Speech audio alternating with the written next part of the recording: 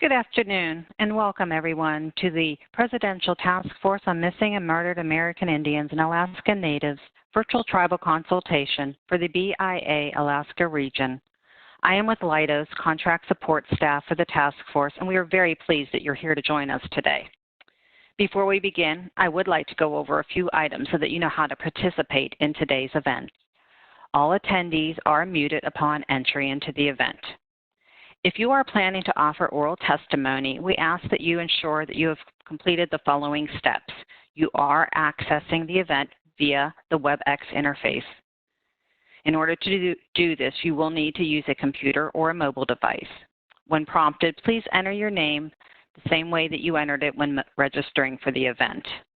And you will have two options in which to join the audio portion. You may either have WebEx call you or you can dial in. If you choose the option to dial in, we ask that you please use your attendee ID number.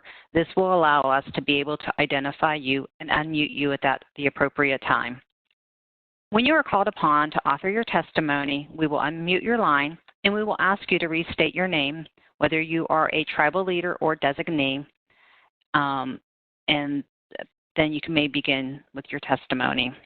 There are no time limits for individuals that are tribal leaders or designees, and all others will be limited to approximately 7 to 10 minutes for their remarks. There are also a few features that I would like to direct you to. If you hover over the bottom center portion of your screen, you're going to see a series of radio buttons. We're going to use the radio button that looks like with the 3 dots and one that looks like a conversation bubble. Today's event is being live captioned for individuals that are deaf or hard of hearing. If you need to use this feature, please click on the media viewer and log in, and that will be located under the radio button with the 3 dots. If you are listening to the event using a computer and are having a difficult time hearing, please click on the Communicate tab, which is located at the top left of your screen, and then Audio Connection to adjust your speakers. If you are still having a difficult time hearing, please select to use a telephone to dial in, and you can find a phone number and a meeting invite information in the event information in your meeting invite. If you are having difficult time with anything during the event, please use the chat box and send your matter to the host of the event, and they will assist you. Any other matters that you want to address, please send them to all panelists. So as a reminder, every line is muted and we will unmute you when it becomes your turn to speak. At this time, I would like to turn the consultation over to Katie Sullivan, Principal Deputy Assistant Attorney General for the Department of Justice, Office of Justice Programs, who is one of the co-chairs for the task force, and she will begin today's consultation. Good afternoon, everyone. I'm so pleased to be here today. I run the Office of Justice Programs here at the Department of Justice, and Attorney General Bill Barr, who is co-chair of this task force, along with Secretary David Bernhardt from the Department of Interior, asked that I be his representative as a co-chair. And I have to say it's been the greatest privilege. This is an issue that I am extremely passionate about.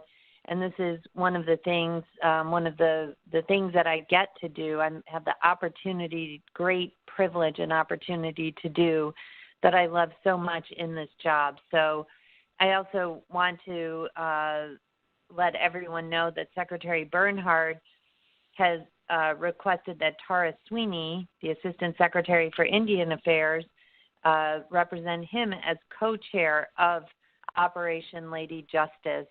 I have loved getting to know Tara and working with her, and I know that she is equally as passionate about not only these issues, but coming up with solutions for those that are missing or murdered in Indian country. So before we begin today's consultation, I would like to take a moment for silent prayer. I know that I typically just think and pray that we hear what we need to be here, that we as a task force are stellar at our job, at our trust responsibility, and that this government-to-government relationship does nothing but blossom and grow through this consultation and this task force. Thank you.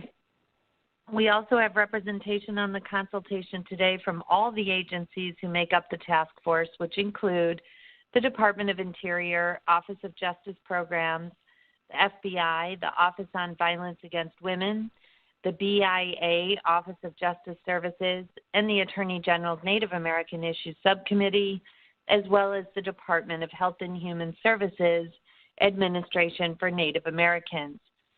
We're also very fortunate today to have representation from the White House. President Trump really championed this executive order, and I have to say that the White House has been an incredible partner with the task force and making sure and keeping us on track through the Domestic Policy Council and the Office of Intergovernmental Affairs. I'd like to introduce Doug Holscher from the White House Office of Intergovernmental Affairs. Doug. Great. Well, thank you very much, Katie. I appreciate your and Tara's continued focus and leadership on this issue that, as you mentioned, President Trump was the first president to formally elevate and shine a light on the issue of missing and murdered Alaska Natives and American Indians. On behalf of the President, I want to welcome everybody to the call and thank you for devoting a portion of your day to join this important discussion.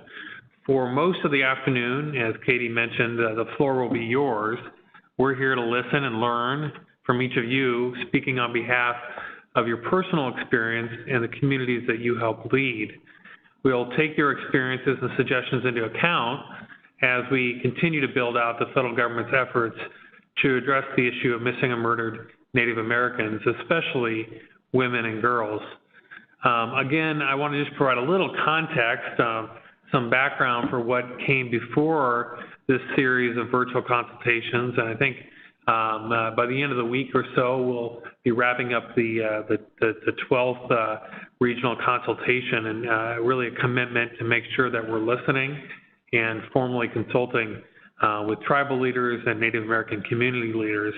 In May of 2019, President Trump proclaimed Missing and Murdered American Indians and Alaska Natives Awareness Day, becoming the first president to ever do so, saying that, quote, ending the violence that disproportionately affects American Indian and Alaska Native communities is imperative, unquote.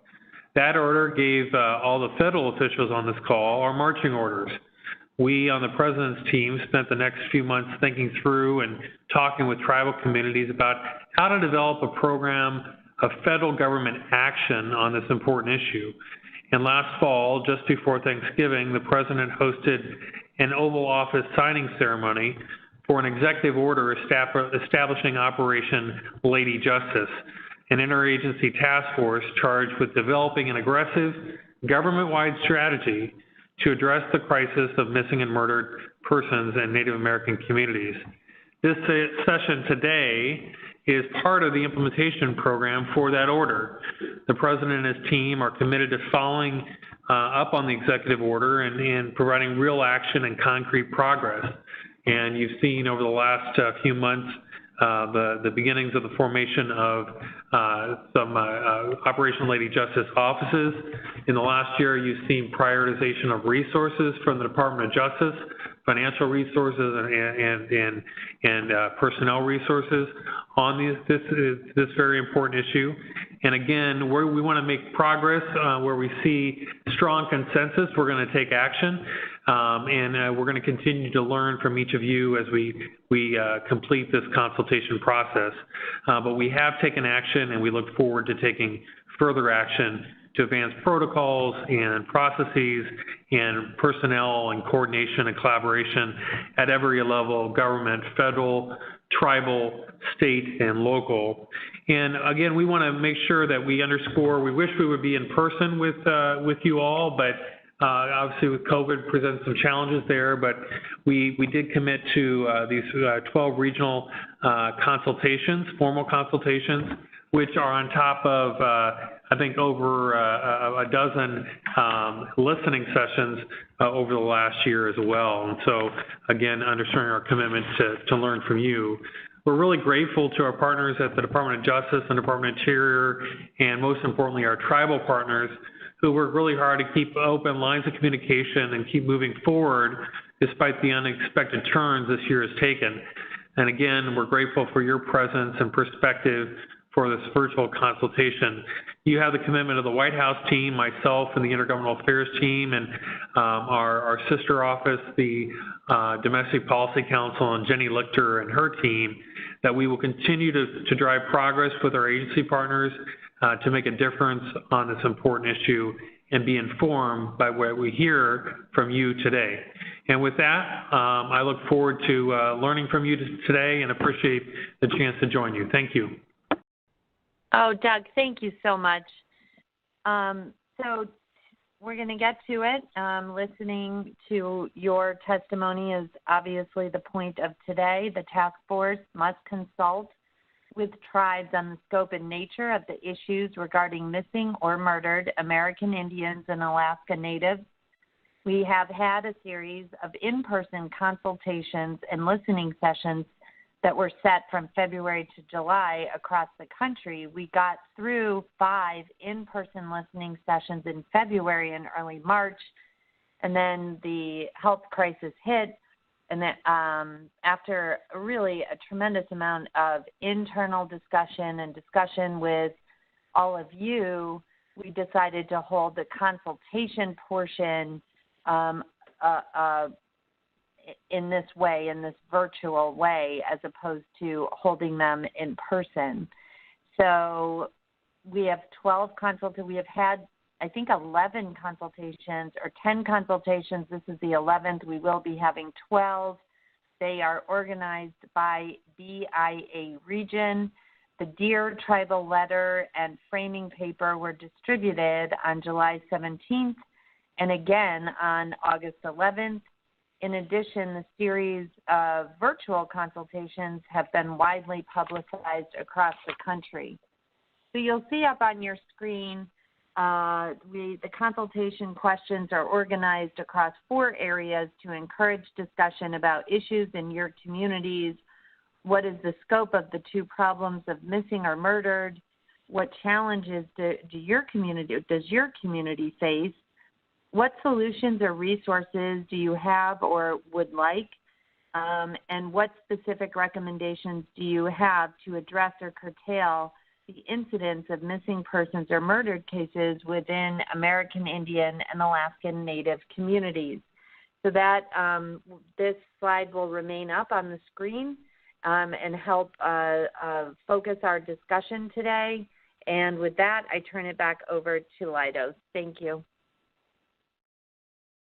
Thank you. We are going to start our testimony portion. As noted in the registration process, you must register to speak in order to participate in this consultation. If you wish to present testimony but have not registered, there is one additional consultation, and that will be held Thursday, September 17th at 1:30 p.m. Eastern Time. Please register for that consultation so that you can be recognized to speak. We are now ready to hear from our tribal leaders and designees who have registered to speak at today's session. There is no time limit for tribal leaders or their designees to offer testimony. Our list of registered speakers is current as of 1:30 a.m. Eastern Time. If you registered after this time, we may not show your name as a speaker, but you will need to let us know. In order to do that, please submit a chat message to the host and all panelists, and then we will be able to acknowledge you. We do have 2 tribal leaders and designees who are on the phone and ready to speak. They are Denise Kinnigack and Shirley Sam. Our first speaker is going to be Denise. Denise, we will unmute your line. After we do that, please indicate if you are a tribal leader, a designee, restate your name, and let us know the name of your tribe.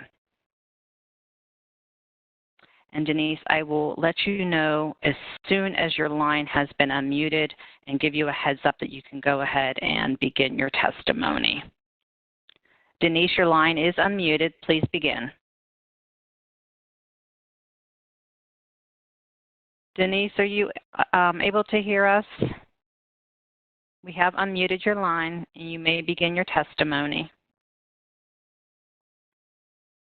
All right, Denise, we are going to mute your line back. We will come back to you, though, in a bit and see if you're able to offer your testimony. Our next speaker is going to be Shirley Sam. We are unable to identify Shirley, so we are going to mute or unmute a couple of the caller lines to see if one of those happens to be Shirley. So give us a moment to unmute those lines, and then I will let you know when you can begin. All right, Shirley, we've unmuted the caller lines. If you are on the call, please restate your name, whether you are a tribal leader or designee, your tribal, the name of your tribe, and then you may begin testimony. Shirley Sam. All right, we're going to mute those lines again. I'm going to go back to Denise. Denise, we are going to unmute your line. I will let you know when that is done, and then you can offer your testimony. Denise Kinnigack. Denise, your line is unmuted. Go ahead and begin. Good morning. Sorry, I don't know what's going on with my phone a minute ago. My name's Denise Kinnigack. I work for Ulat Salamut Native Council in Bethel, Alaska. I am the Self-Governance Director. I guess a lot of our challenges that we face here are the limited law enforcement over a large land mass to cover. I've seen improvements, and I think one of the areas I think that we're most concerned with is some of the I guess you could say nuances that we've seen with the sex trafficking and how that ties into the missing and murdered Native American women. Currently, internally, we have had a couple conversations regarding seeking funding and building capacity to educate young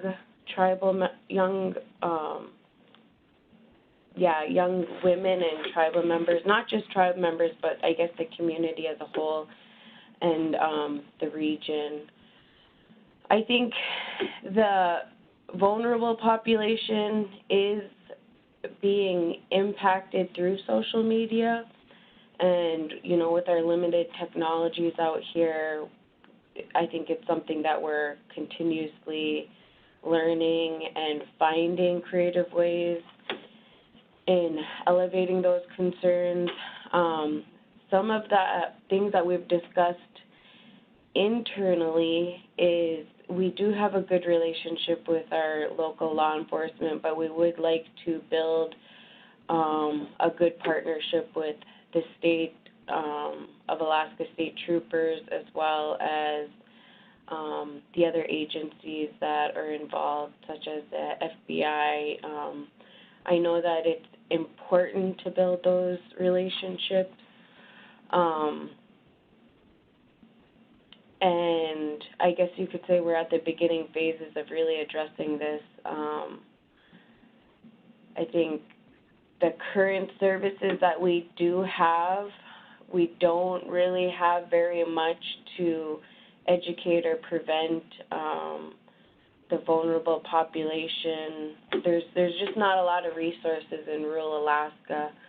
And I think that there's a serious disconnect with urban and rural Alaska services. I know that there's a high population in Anchorage of missing Alaska Native women that are typically, in some way brought to Anchorage, and that's where, the crime or the incident happens, which, they become missing or murdered.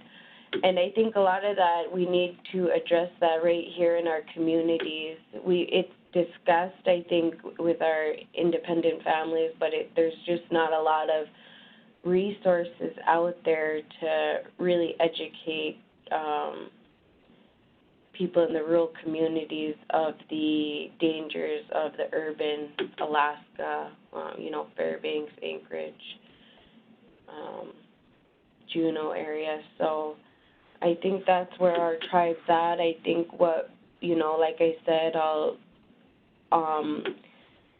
everything that we've discussed is us reaching out to the state and federal partners and really gaining that good partnership, as well as educating in our communities and finding the funding that really does address our needs with how we educate our tribal people in the rural communities. And I think our strengths is how close we are to our UPIC value system, and how we could use that as a mixture of, education. We have a lot of resources internally, just not a lot that prepares people for the dangers of, leaving our communities. And also, there's just not a lot of resources to address domestic violence in the communities that maybe fit the needs of the UPIC people, not necessarily best practices that are, expected to be used. And that's all I have to say for today. Thank you. Thank you very much for your testimony. We have concluded with the tribal leaders that have registered to offer testimony today, and we are going to move on to the other individuals. The next person to speak is going to be Ingrid Cumberlage. Ingrid, we will unmute your line. Please restate your name as well as the name of your tribe, and then you can begin testimony. I will let you know when your line has been unmuted. Give us 1 second, please. I'm sorry, we're having a little bit of a technical problem. My apologies. We are having a difficult time unmuting you. If you just give us a little bit more time and patience, we're going to try it again. Oh, Ingrid, I think you had recalled in under, again, sorry, we were trying to unmute the line that you were previously called in on. I apologize, so give us 1 second here, Ingrid. We will get to you.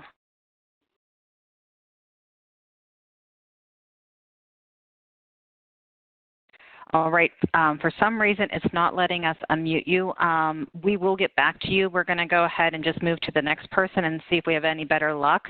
So give us 1 second. Our next presenter is going to be Billy Miller. Billy, we're gonna try to unmute your line. Please restate your name, the name of your tribe, and then you can begin your testimony. There, Billy, your line is unmuted. You may begin. Hi, my name is Billy Miller. I'm originally enrolled in, I believe, Teller Traditional. That's in Teller, Alaska, but I am not speaking on behalf as a designee or a tribal leader. I was asked to present individually on behalf of Florence Espiolo, who is actively an Indigenous woman that is missing. Today marks day 15 that she has been gone. Am I welcome to submit an individual testimony? I'm sorry? Am I welcome to submit an individual testimony on behalf of myself, not on behalf of my organization or my company, my employment? Yes, I do believe so. Okay, so Florence Espiolo, today is day 15 that she has been missing. She was reported missing on August 31st. The locate person ad came out, I believe, on August 31st. It was around 8:06 p.m. This is a very interesting situation because law enforcement here in Nome, whether that's the Nome Police Department or the troopers, a lot of Native people around here recognize the oppression that is pressed upon us, and then the lack of being inclusive, I should say. To put it bluntly, a lot of people here recognize it in a way that when Florence had gone missing, the process had moved so slowly, but if she were a white woman, everything would have moved really quickly for that search.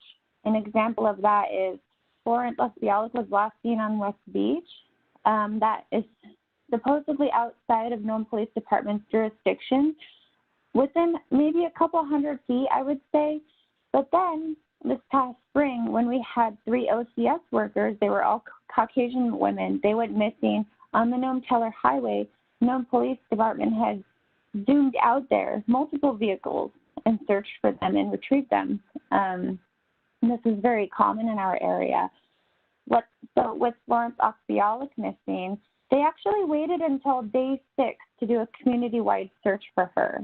And a part of this is there's a stereotype around Native women, Indigenous women. Our images are skewed because of oppression. Certain identities like alcoholism, things of that matter. We're dirty. So the importance of our lives is unjust and it's minimized. And so with Florence, things got really, really uncomfortable while searching for her. We've never encountered issues with law enforcement this way. We've never encountered interruptions with searching for a human being. She was reported missing on August 31st. And by this time, a bunch of women within the community had already organized their own searches. And this looked like women going out, women babysitting each other's children, women providing food. We had a few men in the group. That was really wonderful. We had swept town. We looked in abandoned junkyards, abandoned cars, abandoned buildings. We searched the tundra. We had done the entire seawall from east to west. We were submitting all of our pictures of everything we found. Come September 3rd, I believe this is day 4, I made a call to city management and I said, is there an organized search for Florence Espiolo? And I was told, no, there is not an organized search for Florence Espiolo. That is not a real thing. The land is so vast out there. And at that point, we felt hopeless. During that day, we actually saw Nome Volunteer Fire Department. We saw 4 men come out. That was great. And this day, they said the police were finally starting their investigation at West Beach where Florence was last seen. Now, here in our town, the town is so small. Everybody knows everybody, except there are gold miners that come in from out of town. They're very drug affiliated. They rape our women, they assault our women, they trash our land. They're not all of them, but a lot of them show this type of behavior and lifestyle. So this was our concern, was that Florence Espiolo was seen on a couch sitting outside of the primary suspect's tent with no shoes, no socks, no jacket, no phone. She was, by this time the Nome Police Department, they were moving so slowly, so our people took it upon ourselves to act quickly, to search, to try to find out where she was. There had been oral testimonies given from the gold miners on West Beach saying that they had seen the suspect and her driving down on the 4-wheeler. She never came back. She went up the tundra. Some of our group members found bare footprints on the tundra in the direction that they had gone. Now, this is where it gets really strange. Those bare footprints were very small. She's very small. She's 5'2", roughly 130 pounds. She's 33 years old. And then there are large men's shoe prints up there. So day 5 comes. It's 7:13 p.m. That was when the footprints were found. We called it into the Nome Police Department. I was separated from the group, but we always make sure to record everything at this point because we don't trust law enforcement here. It's always been that way. They've done a lot of hurtful things to our people, and so we don't trust them, so we're getting everything recorded. Now, 7:13, we report the bare footprints and the shoe prints in the mud, and by 8:38 p.m., I circle back to our group and I say, where's the known police department? Are they coming? Oh, I don't know. They haven't showed up and they haven't been around. They haven't called us back. So I called Angel Mendez with known police dispatcher. She is known, her dad is known to be very drug affiliated and gang affiliated here in Nome. She's the dispatcher that night, and I said, hi, we have bare footprints out here right past Dredge 6. Who is coming out? Flo has been missing for 5 days now. We don't want this evidence tampered with. You need to come out now. And she said, we never received a phone call from you guys. And I said, no, you did. There have been multiple people standing around this phone on speakerphone listening to you take the call, and it's online. We need you to come out. And she put me on hold. And then she said, and these words are words we've heard throughout the entire search for Florence. I'm sorry, that's out of our jurisdiction. We're not going to search for her there. And I told her, by law, you are a mandated reporter. Did you pass this up to the troopers? She did not. There were multiple women standing around my phone. We heard her say over and over, I'm going to hang up on you. I'm going to hang up on you. And I said, no, you are not. You are not going to hang up on me until I know that you've passed this information up. This is important. Florence is missing. We need this evidence recorded. So, I had to press her to have her report it. Now, this is where it gets really sad. We're told there's no trooper on duty. And we said, okay, we've got evidence possibly linked to Florence's case. They sent me to Unalakleet, Alaska, a trooper there, and he said, this was Trooper McPhee. He said, whoa, somebody's missing? I've never heard of that there. Florence Espiolo, I haven't heard the name. And he and I had to push and push and push to get a trooper to come out to the crime scene, or to that scene, which is now, I believe it's a crime scene now. We had Eileen Wachowski come out. And this is where our people started to have major trust issues with the troopers and the known police department. There are bare footprints out there and a large men's shoe size. She came out with an empty can to spray the footprints, and it was empty. She sprayed and said, oh, empty. She left the bottle there. There's a tarp out there that looks like it has blood on it. It's construction tarp. She just picked it up, took a picture, and left it. And then in some of the footprints, there's a rubber band, a women's earring that was also left. The next day we went out there after the community line sweep. We saw all of this evidence still there, and we had to force NPD to come out and pick it up. We've also been working with the Chief Search and Rescue. He gave us a couple of points, like he had said John's phone dinged at Council 22. That's 22 miles out of town right around Safety. There's a bridge there. So we immediately took a group out the next day to search these lines. Now, right before I organized the Daisy Line sweep on the left side of the road, maybe half a mile up past 23, we swept over the road, came back. Right before mile 23, there were fresh car tracks and men's underwear, fresh men's underwear. What we did know about John was that he rented a car the day after Florence went missing. He never rents a car, ever. That's what we were told. And so I passed this information up. I'm passing all this information along for all of my organized search and rescue efforts. And what happens a little later is my name is slandered. My powerful Native female voice is being retracted from published articles. And then we see in the paper all of our efforts being taken over by Search and Rescue Police Department. They did say that we've had investigators out here since day one. That's not true. We've been kept in touch with, and we've known since day one when FBI were coming out. So these are false statements being made publicly. And then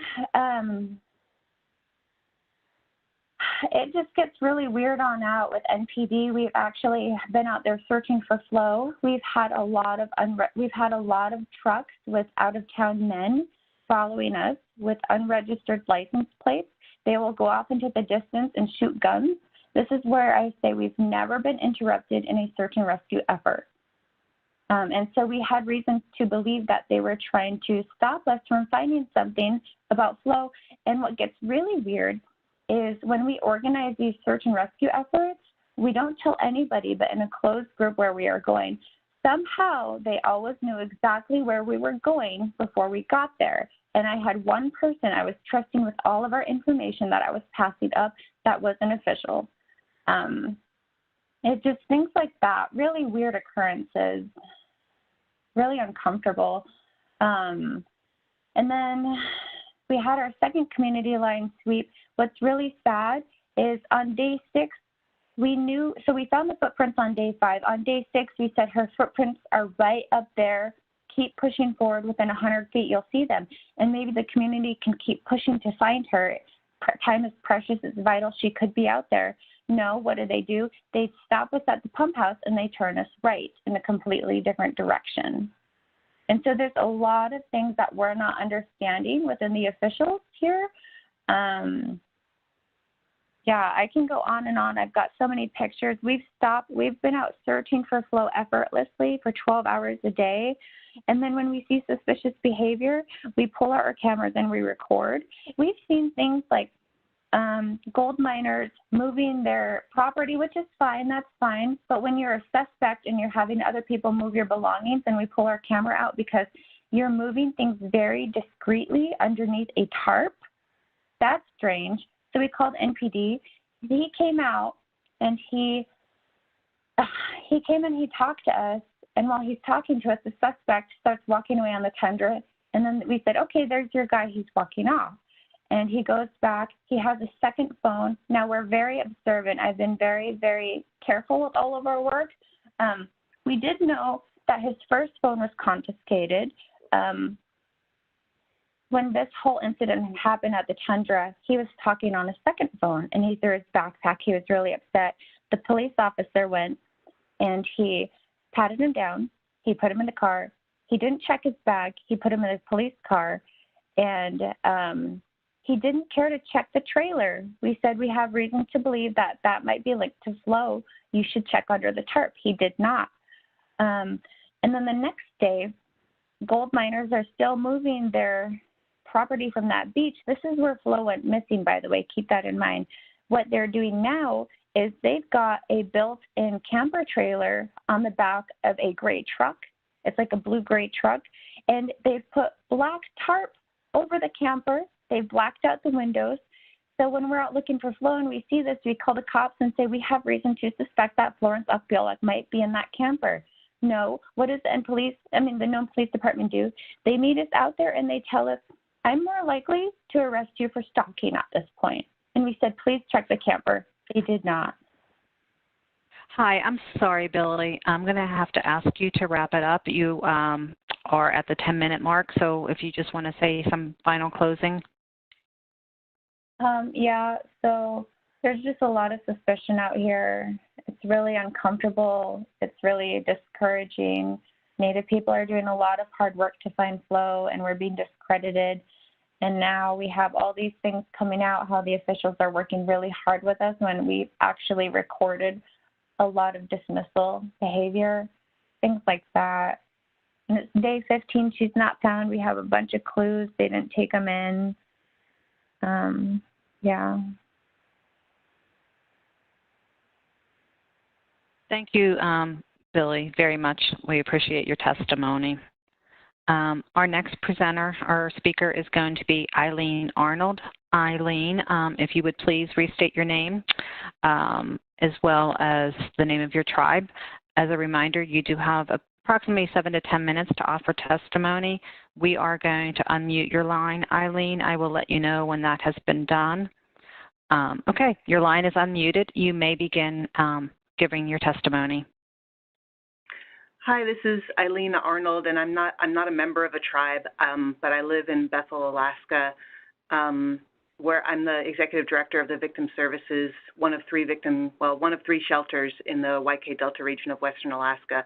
I was invited to this. Am I able to give testimony even though I'm not a tribal member? Yes, you are. Thank you. Okay. Well, I just need to echo what I've heard already from the people who have been testifying. There's not enough law enforcement, especially for this region of Western Alaska, which Bethel and Nome are sort of lumped together in the same like Western Alaska region. I could give a lot of separate examples of when women, sought law enforcement intervention and were not able to get it, and that sometimes necessitated our agency, our staff, calling law enforcement to get a response. Like, for instance, recently, a person in the community who I knew texted me and said a woman had reported to the troopers sexual assault from when she was a child, and it was like less than 10 years ago, and that she had been told by the troopers that the statute of limitations had passed. I still haven't looked up if that statute even exists, but I was very doubtful about it. I called our local troopers and asked them to run, and asked them why they had screened this out for investigation, because the person that she alleged abuse against is still in the community. And I was told that her name was not even in their records. So I find it hard to believe that she didn't report. I do think it's possible that her name wasn't put into the system just as an effort to, not follow up on a case that might be, very old. And I have a lot of compassion for how many cases there are out here, and I know that probably contributes to some of them being screened out, but there's simply not enough law enforcement or district attorneys, I would say, or investigators for district attorneys to adequately address the number of interpersonal violence cases we have against women and children in this region. I've heard also on the topic of missing and murdered Indigenous women, we had a woman in our shelter who believed that she had information concerning a very old case, and she came to shelter because she was afraid for her life, and reported to both our local law enforcement and troopers, and I believe was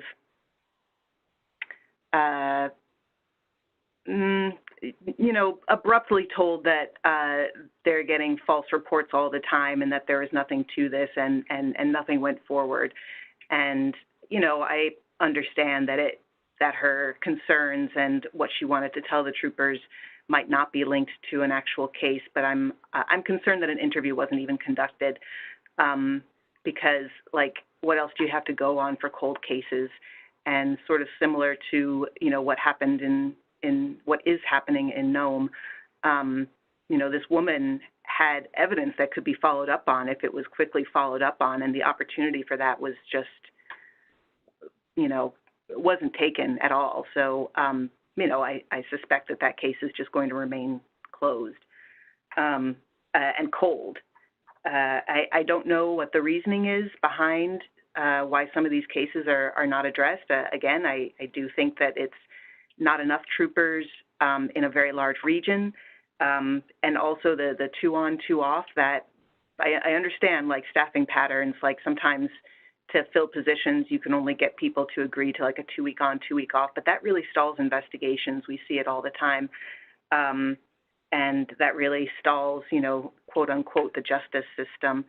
And it's very disheartening for us at our Victim Services Agency and for the people that we are trying to assist. I think one really good thing that's happening is a lot of money for victim services in Western Alaska. We see more and more local communities starting victim advocacy, and I think that that's excellent. And I hope that money is sustained and not just like a 5-year thing, because it takes time to develop victim services programs. It takes time to develop that comfort, and also it just inevitably takes time to work through whatever trauma people have experienced in those communities, because inevitably it's survivors who often go into this work because they understand how important it is. And I just want to make sure that the federal funding that's come through is sustained for a long period of time, because it takes a long period of time to establish a program and to establish confidence and in services provided. But otherwise, that's the gist of what we need to say. as a regional shelter, we'll bring people from the different village communities that, are in the YK Delta region. We're certainly not able to meet all of the demand. Like when people call in the middle of the night, there's no plane flying in the middle of the night. There needs to be local law enforcement so that there can be accountability and safety. There need to be local victim services programs so that people have a place to go in the middle of the night. And there just needs to be a network for that so that we can handle the need that exists out here. And thank you for allowing me the space to speak. Thank you very much for your testimony. Ingrid Cumberlage, we're going to go back to you. If you are still here as caller number 4, we are going to unmute that line. Please restate your name as well as the name of your tribe, and then you can begin your testimony. Ingrid, your line has been unmuted. Go ahead and begin. Hello, this is Ingrid Cumberlage. Can you hear me? Yes, we can. Okay. My tribe is Shawgantaig, Gunnin Tribe of Sandpoint. I am the Missing and Murdered Indigenous Person Coordinator here in the District of Alaska, housed in the United States Attorney's Office in Anchorage. And I came to this position with a lot of concerns and things that had happened in our community. We had both young men and young women come into the city and disappear and not have good results, and it's been just a struggle. As a college student years ago, I had roommates that disappeared, and some were found with good results and some were not. So this has been going on for many, many years. I have family that's been working on it for many, many years. And what I am mostly here to say to the people that are on the consultation today is that the MMIP position is working, and as a part of that, we have an Alaska work group that started this last week, and that's one of the solutions that won't be an immediate solution, but it's a good place for us to start, and I just want to take a moment and talk a little bit about that. That includes state law enforcement, our Alaska State Troopers. It includes some municipal law enforcement. It is a limited group so that we can have some good discussions, but our goal is to encourage everybody to contribute to it. It has VPSOs represented, tribal representation, and our federal partners, our FBI, our Coast Guard, our U.S. Attorney's Office, our U.S. Marshals, are all a part of this group. And the initial meeting, we talked about what was going on with the federal protocols and how we could make them our Alaska guides and protocols. But more than that, we talked about what's going on in our communities and the fact that there is no law enforcement in so many of our communities, and that those communities with law enforcement sometimes have very limited law enforcement, are limited in training, want more training and more ongoing training, and then in our hubs, how many of our Native people are being displaced in our hubs and the services that they need with that. And so the goal is really to develop some community crisis plans and work in with communities so when an incident happens, we can respond in communities in all three of those categories without law enforcement, with limited law enforcement, and in our community hubs. And if anybody would like to contribute to those discussions, they can certainly contribute through me at my email, which is ingrid.cumberlage@usdoj.gov. And Cumberlage is just like it sounds in spelling. You can certainly find me on the web as well. But our hope is that through these discussions and this community response, we can improve the relationships with our law enforcement, who is so dedicated to their job, and we can also increase the access to resources in these incidences, and the outreach and coordination between agencies, and we've already seen that starting to happen. Those people that are representing our tribes and our victim services have brought a good voice to this discussion, and I know they would welcome your input. We're hoping that we'll be allowed to do a virtual session at Alaska Federation of Natives, and you'll have the opportunity to contribute and get all the contact information through that event. And so I just wanted to take a moment and tell you that there is work going on, and we recognize the concerns. My background, I am a tribal member of the Chowkindagana tribe of Sandpoint, and I'm both Tlingit and Aleut, and have family throughout the state. And I also am a tribal court judge of over 20 years and an educator of over 20 years. So I'm bringing a lot into this, and I'm learning every single day, but I'm certainly willing to listen to your concerns and to help in any way that I can. And I'm going to stop there. Thank you so much for your testimony. We are actually going to go back to one of the tribal leaders that has recently joined. Shirley Sam, you're going to be the next person to present your testimony. Please indicate if you are a tribal leader or a tribal designee, the name of your tribe, and then I will let you know when your line has been unmuted.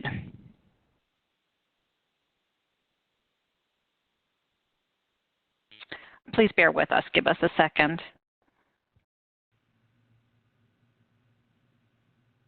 All right, Shirley, I'm sorry, we're just having a little bit of difficulty here. We are going to unmute your line. Yes.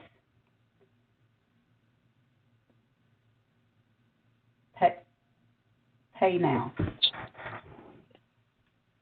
Shirley, is that you? Yes. Shirley Sam?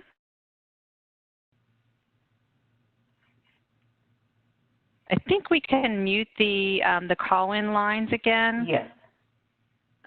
Michelle, please. All right, Shirley Sam, your line has been unmuted. You can go ahead and begin your testimony. Again, just please restate your name as well as whether or not you are a tribal leader or a designee and the name of your tribe. As a leader or a designee, you do not have a time limit. Thank you so much. Shirley, you may begin. Your line has been unmuted.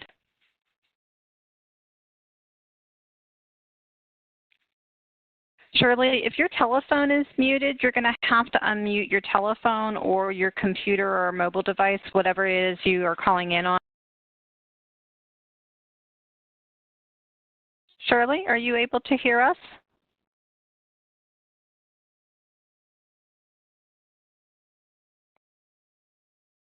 All right, at this time, I am not sure what is going on. Shirley, your line is unmuted. We can go ahead and that would be our last presenter, our last speaker for the day.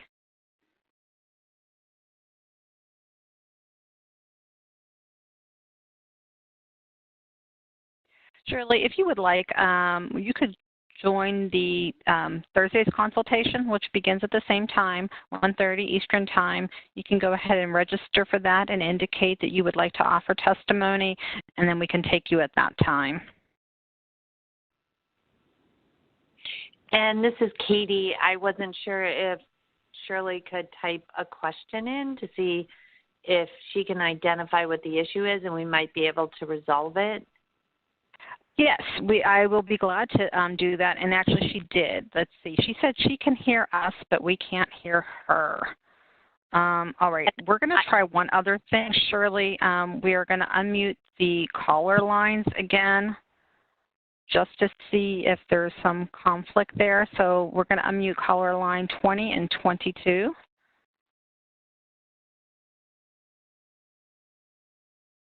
And Shirley, let's see here. I apologize for the silence.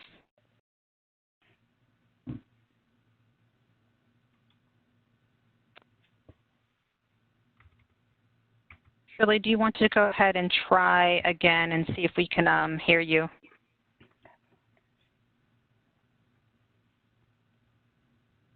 All the lines have been unmuted, Shirley.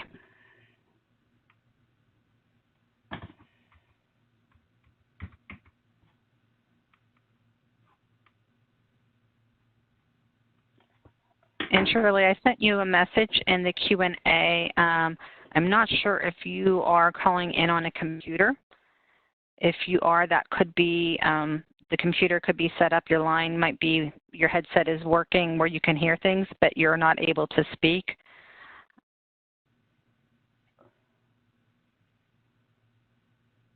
You would need to go to the top menu bar and then click on the Communicate tab and then Audio Connection. And then you could actually select and say Use Computer for Audio if that hasn't already been done, or you can also switch audio and you could have WebEx call you.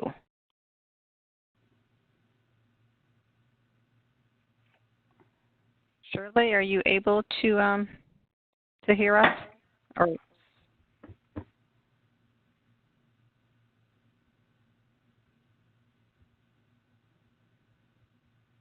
I did send 2 messages in the Q&A. I am not sure if you're receiving those.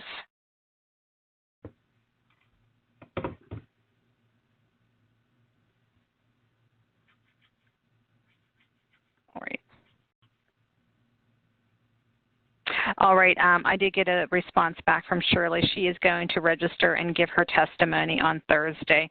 So, Katie, that would this would be the last of our speakers for today. Thank you. And just a couple of, first of all, thank to everyone who provided testimony today. Your stories and your experiences are so important for us to hear, especially so that we can see where there's a consistency and gaps in either services or responses. We are a policy task force. That is, we are trying to come up with policies and protocols to address these specific cases or to address all cases, the specific ones we're hearing about, as well as the ones going forward. Your stories are obviously heart-wrenching and just elevate the reason why we are doing what we're doing and why we all on the task force, the White House, Department of Justice, HHS, and DOI are so committed to doing better in this area for you, our tribal partners.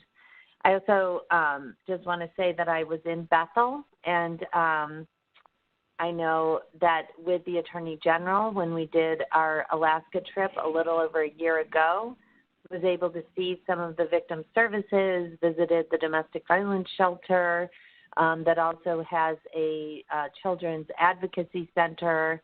And so glad to hear from you and your community. So thank you so much. And thank you to everybody. This is vital for us to get this right. The Operation Lady Justice does have a website and an email address. They are listed on the slide that's in front of you now. If you would like to receive regular updates from Operation Lady Justice, please subscribe to the website. We are also receiving written comments through September 30th of 2020. They can be sent to the Operation Lady Justice website. And please, we would love your feedback. If the consultation or this forum doesn't work for you or you missed it in some way, please submit your written testimony. And just thank you to everyone on the task force, to the White House, Doug, as well as to everyone who called in today and all of our friends and partners in Indian country. Thank you very much. Have a wonderful afternoon. This concludes today's consultation.